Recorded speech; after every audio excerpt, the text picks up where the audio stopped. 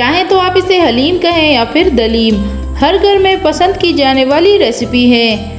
हलीम पसंद तो हर कोई करता है, लेकिन इसको पकाना बहुत ही मुश्किल काम है। आज मैं आपसे ऐसी रेसिपी शेयर करने जा रही हूँ कि ना तो आपको दालें घुटने की तकलीफ करनी होगी, ना ही 7-8 घंटों तक इंतज़ार करना पड़ेगा। बिल्कुल ऑथेंटिक हलीम बनेगी, वो भी गारंटी के साथ कि आधे घंटे में आपकी हलीम बनके रेडी हो जाएगी। रेसिपी को कंप्लीट देखें और हो सके तो सब्सक्राइब लाजमी करना है। अल्लाहुम्मा सल्ली अला सय्यिदिना मुहम्मदिन वाला आलिहि वसल्लम।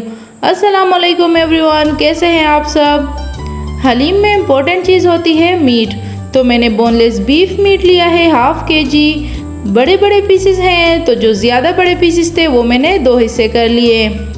हलीम के लिए गोश्त को ज़्यादा छोटा नहीं काटना चाहिए, क्योंकि रेशे जितने लंबे होंगे हलीम का उतना ही मज़ा आता है। गोश्त के साथ मैं प्याज डालूंगी, तो 2 मीडियम साइज़ के प्याज को चॉप करके डालना है। क्योंकि आजकल गर्मी बहुत ज़्यादा है, किचन में खड़ा नहीं हुआ जाता, तो टाइम बचाने के लिए गोश्त के साथ प्याज डाल के कुकर में पकाने के लिए रख दें। गोश्त भी जल्दी गलेगा और टाइम भी ज़्यादा नहीं लगेगा। इसमें 2 टीस्पून नमक और 1 टीस्पून हल्दी डाल के 2 मिनट तक बॉईल करना है। एक बार बॉईल आ जाए तो इसमें 4 ग्लास पानी डाल के 25 मिनट तक सीटी देनी है। अब चूँकि हमें दाल और चावल वाला झंझट नहीं पालना, तो सीधा सीधा ये क्विक कुक हलीम मिलता है। हर चीज़ इसमें रेडीमेड होती है। इसका वो टेस्ट तो नहीं होता जो दालों को पका के हलीम बनाने का होता है, लेकिन अगर जल्दी में बनाना है तो ये चीज़ बेस्ट है। इसमें 2 साशे होते हैं, एक मसाले वाला और दूसरे में दालें होती हैं। देगची में दालों वाला पैकेट पूरा डालना है। ये ग्राइंडेड होती हैं, तो पकने में टाइम भी ज़्यादा नहीं लेती।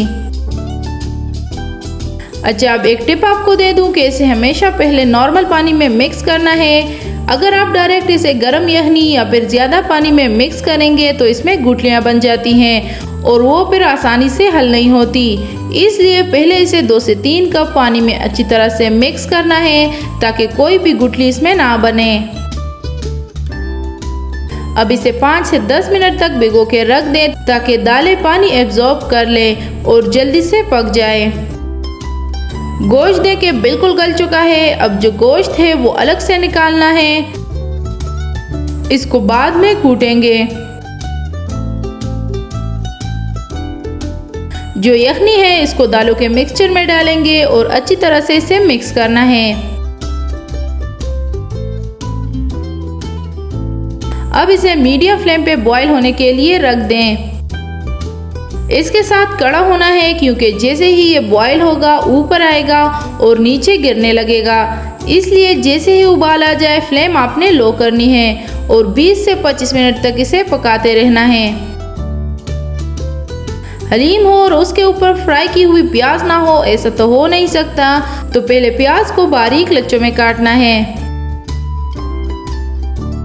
जितना बारीक हो सकता है उतना बारीक आपने प्याज काटना है, ताकि फ्राई होके अच्छी तरह से क्रिस्पी हो जाए। इसी के साथ हरी मिर्चें भी काटेंगे। जितना तीखा आपको पसंद हो उस हिसाब से मिर्चें डालनी है। इसके बाद अदरक को भी बारीक स्लाइसेस में काट लें। इसके साथ हरा धनिया या पुदीना भी चॉप करके डाल सकते हैं, साथ नींबू भी काट के रख दें। अब गोश्त के रेशे करने हैं, तो गोश्त को मैं हवन दस्ते में थोड़ा थोड़ा डाल के कूटती जाऊंगी। इस तरह से बहुत ही बारीक रेशे बन जाएंगे। देखिए, इस तरह से गोश्त के बारीक रेशे करने हैं। अब पहले प्याज फ्राई करेंगे, जिसके लिए मैंने पैन में ऑयल लिया है 1 कप। इसमें प्याज डाल के फ्राई करना है।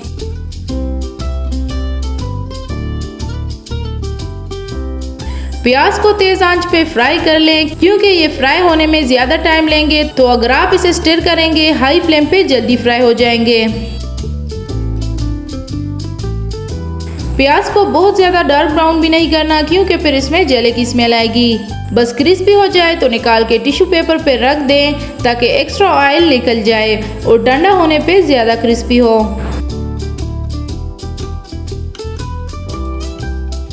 अब इसी ऑयल में गोश्त डाल के फ्राई करेंगे।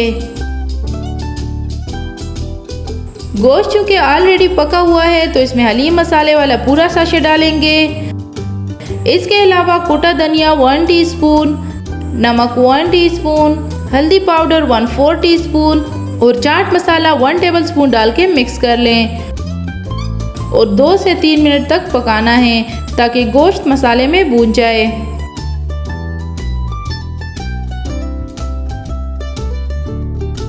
दालें अच्छी तरह से गाढ़ी हो चुकी हैं। आपने फिर भी चेक कर लेना है कि अच्छी तरह से गल गई है कि नहीं। अब इसमें गोश्त डाल के मिक्स कर लें।